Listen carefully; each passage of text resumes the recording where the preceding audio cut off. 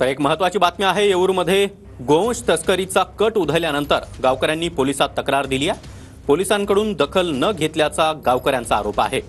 तर गावकऱ्यांचा गोवंश तस्करी करणाऱ्याला चोप देखील त्यांनी दिला आहे। भाजप युवा मोर्चा पदाधिकारी अमित मिश्रा गावकऱ्यांवर दबाव टाकत असल्याचा आरोप देखील केला जातोय। तर भाजप कार्यकर्ते महेश मोरे हे अमित मिश्रा सोबत विरोधात आक्रमक बनलेले आहेत।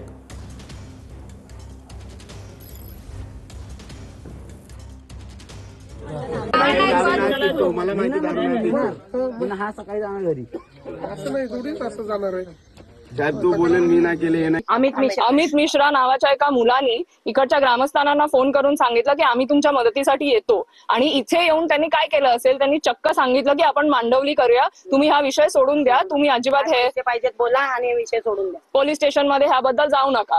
तर हा दुटप्पीपणा जो आहे बीजेपीचा आणि बजरंग दलाचा, ह्याचा हा पूर्ण तुमच्या समोर खुला पडला आहे की जेव्हा त्यांच्या सोयीप्रमाणे त्यांना राजकारणासाठी जेव्हा त्यांना वोटची गरज असते तेव्हा ते दोन धर्मांच्या मध्ये तेढ निर्माण करायचा प्रयत्न करतात।